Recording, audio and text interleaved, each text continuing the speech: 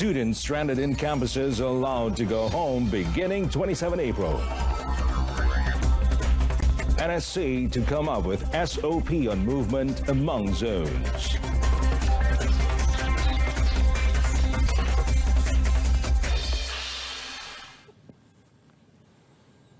Good evening, I'm Amin Carlos. Thanks for staying at home and you're watching News on 2. Well, Malaysia reported 88 more COVID-19 cases today, continuing the recent trend of double digits in its daily tally of new infections. Well, at the Health Ministry's daily COVID-19 media briefing today, Health Director General Dr. Nur Hisham Abdullah said this takes the country's total number of confirmed cases since the pandemic began to 5,691. Sehingga 24 April 2020 jam 12 tengah hari, terdapat 88 kes baru yang telah dilaporkan.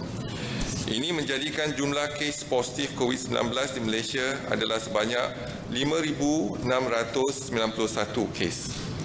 At the Health Ministry's daily COVID-19 media briefing, Health Director General Dr. Nur Hisham Abdullah also announced that Malaysia had discharged 121 more patients as of 12 p.m. today. So far, 3,663 patients have recovered from COVID-19 in Malaysia since the outbreak began, with a recovery rate at 64.4% out of the total number of positive cases. There are currently 41 patients being treated at intensive care units or ICUs, with 18 of them requiring the use of ventilators. Malaysia also recorded one more COVID-19 fatality, taking the country's death toll to 96. Well, meanwhile, Dr. Nur Hisham said Malaysia has shared and discussed various COVID-19 related matters with the Chinese medical team who are currently in Malaysia. Well, he said their discussions mainly focus with regard to the usage, effectiveness and side effects of medication used to treat COVID-19 patients. So there are a lot of things that we have discussed from the public health, from the lab, for example, the identification of the virus as well the whole genomic sequence and etc. We also discussed about the vaccine in terms of they inform us that they are doing the phase 2 clinical trial now in China, and hopefully by November or December they will have the results. If the result is positive, then we will proceed to a phase 3 clinical trial. Well, students who are stranded at their higher learning institutions throughout the Movement Control Order MCO period can breathe a sigh of relief as they can now start to return to their hometowns beginning 27th April. However, speaking during his daily press meet, Senior Minister for Security, Dato' Sri Ismail Sabri Yaakob, said they will only be allowed to return to their hometowns in green zones. Dato' Sri Ismail Sabri said the students will be sent to their hometowns in stages by buses, with travelling hours restricted from 9 p.m. to 9 a.m. only. Pelajar-pelajar tersebut akan diambil daripada kampus mereka dengan bas dan dibawa terus ke daerah-daerah mereka dan dihantar secara terus ke balai-balai polis di daerah mereka, dan juga ataupun pejabat daerah. Mereka kemudiannya akan dihantar ke rumah masing-masing oleh agensi-agensi kerajaan, termasuk frontliners di peringkat daerah yang saya telah sebutkan dalam beberapa PC yang lepas. Jadi bermakna mereka tidak ada ruang untuk pergi ke tempat lain. Dato' Sri Ismail Sabri also noted that about 85% of 53,000 campus-bound students opted to return home, while the remaining 15% students in campus decided to stay put, as some are still having online classes and so on. Students whose hometowns are in the red or enhanced MCO zones are still not allowed to return home. Instead, they can choose to return to their relatives' homes in green zones. Meanwhile, he said tertiary students who possesses their own vehicles will be allowed to drive home, but only within the state, with one person per car, and they must obtain police permission to do so, and they are not allowed to travel interstate.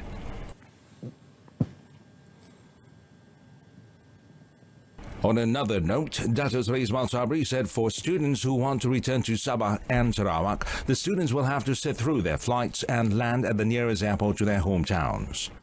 Bagi pelajar-pelajar yang berhasrat untuk pulang ke Sabah ataupun Sarawak, perjalanan pulang ke negeri masing-masing akan disediakan dan pendaratan adalah di lapangan terbang yang berhampiran dengan kawasan tempat tinggal mereka.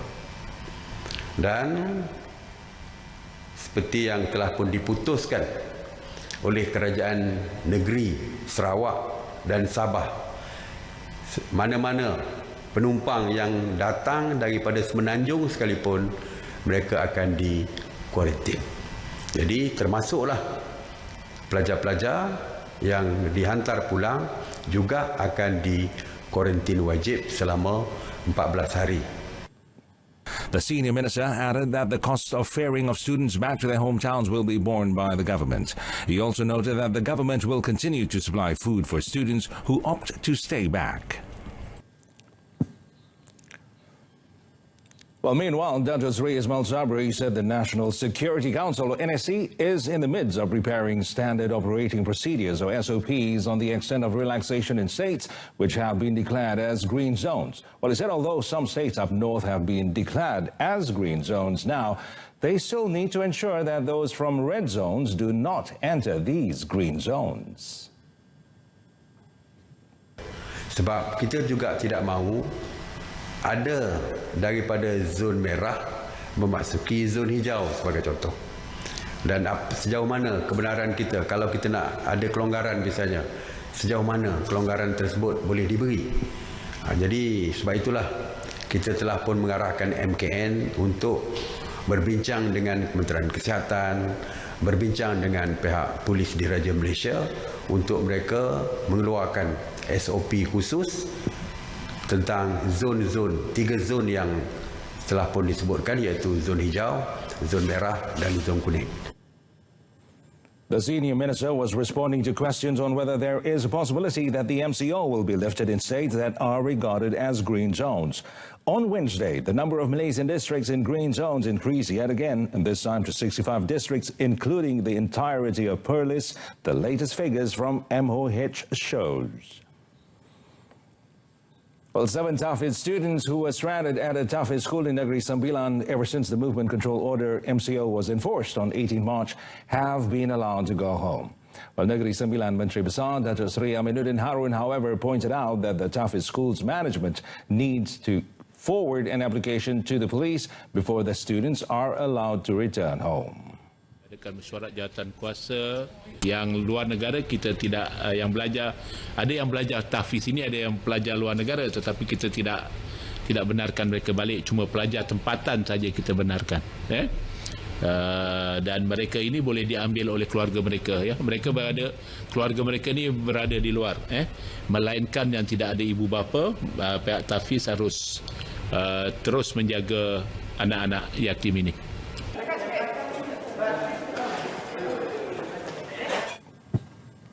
Malaysia will waive the 14-day quarantine requirement for Malaysian employees returning from Singapore, provided they test negative for COVID-19. Well, the returning Malaysians should first undergo a swab test in Singapore and then present the test certificate at the Johor Causeway and the Sultan Abu Bakar complex.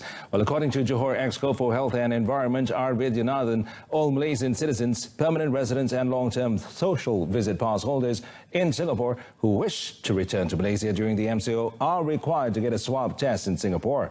Now, they must also present a letter or certificate to confirm he or she is free of COVID-19 at the entry point before being allowed to enter.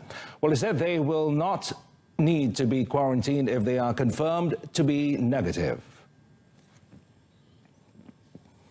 Well, a total of 25 ministers, political secretaries took their oaths before Prime Minister Tan Sri Muhyiddin Yassin today.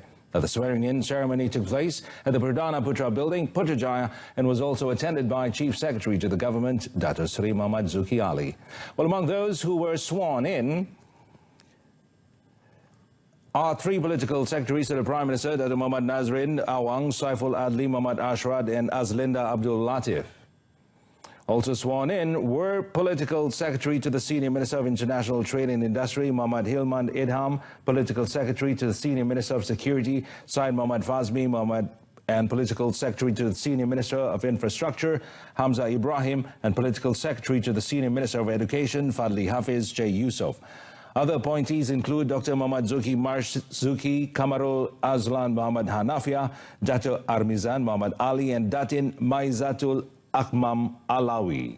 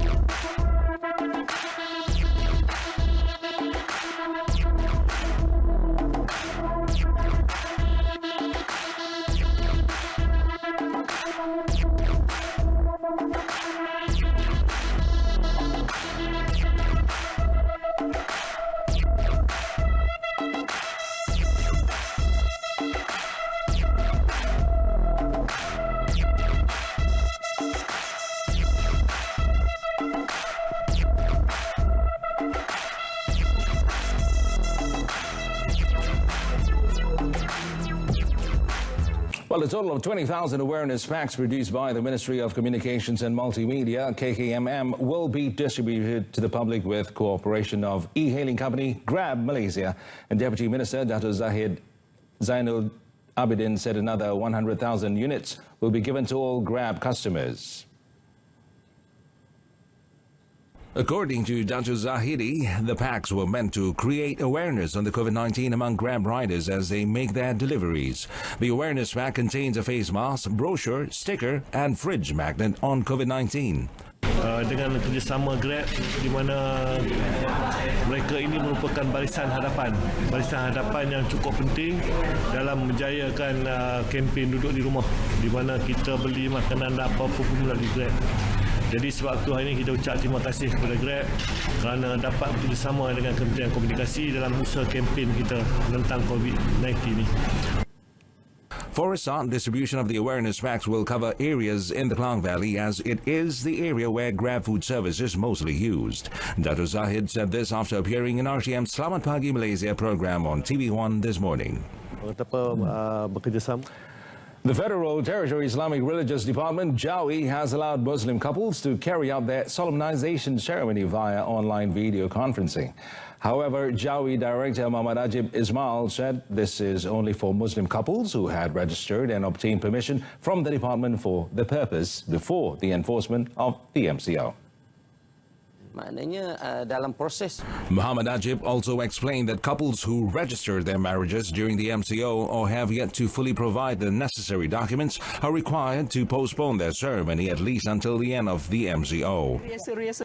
Dan seterusnya yang seterusnya ialah mereka ni walaupun dah dapat kebenaran untuk menikah, mereka perlu memohon semula kepada kita, memohon kebenaran untuk menjalankan akad nikah secara video conference. Setelah satu tim yang difungsikan oleh Ketua Pengarah Kanan Bahagian Perkahwinan dan Pembangunan Keluarga melihat dan meluluskan, barulah proses itu dapat dilaksanakan. Tapi mesti mematuhi perintah kawalan pergerakan dan juga syarat-syarat yang lain. To date, online solemnization ceremony is only allowed in the Federal Territory, Negeri Sembilan, Melaka, Perlis, Kedah, Perak and Selangor.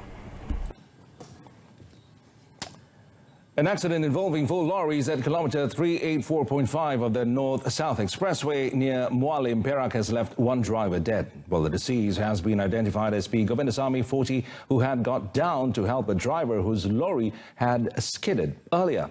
Now, Mualim OCPD Superintendent Zulizmi Effendi Sulaiman said the accident occurred at about 7:30 p.m. yesterday as all 4 lorries from Ipoh were heading towards Kuala Lumpur. Now, Superintendent Zulizmi noted that initial investigation revealed that that a lorry driver had lost control of his vehicle and skidded before hitting the road divider. The lorry was stalled at the left side of the lane in a transverse position. Then another lorry driver, Govindasamy, stopped at the emergency lane to help the earlier lorry driver. Superintendent Zulizmi said a third lorry then hit the back of the stalled lorry, spinning and stopping in the middle of the expressway. A few minutes later, a fourth lorry that could not stop in time crashed into the pile, causing Govindasamy to be pinned underneath. A 33-year-old driver of the lorry that had skidded sustained minor injuries, while the other two drivers, aged 25 and 45, escaped unhurt. And the case is being investigated under Section 41, Subsection 1 of the Road Transport Act 1987. The body of an inland fisherman who was dragged underwater by a crocodile in Sarawak 2 days ago was found floating in Sungai Bundung, about 3 kilometers from Kampung Melayu Tanjung Bijat's jetty this morning. The spokesman of the Simangang Fire and Rescue Department said the body of Yanha Mahrat, 29, was spotted by villagers at about 7:30 a.m. While commenting further on the matter, the spokesman said both the victims' arms and a leg were missing, believed to have been bitten off by the crocodile. Well, he also said Yanha was laying a net by the river near the village when he was dragged underwater by the crocodile at about 2 p.m. on 22nd April. Now, the spokesman noted that the victim's two cousins, who were at the riverbank, heard him shouting for help before disappearing underwater, and added that the two believed Yanha was pulled down by a crocodile. Well, he said one of the cousins then lodged a police report asking for a search and rescue operation to be initiated. Yanha's remains were later brought to the Simangang Hospital for a post-mortem. Apart from personnel from Simangang Bomba, the others involved in the search operation were the police, civil defense department and villagers. And that concludes this evening's News on 2. Well, our top story, students stranded in campuses allowed to go home beginning 27th April. Before we go, we'd like you to wish all Muslims nationwide a blessed and happy Ramadan. Stay safe, stay at home. Join us again, 12:30 tomorrow afternoon. I'm Amin Carlos, and bye for now.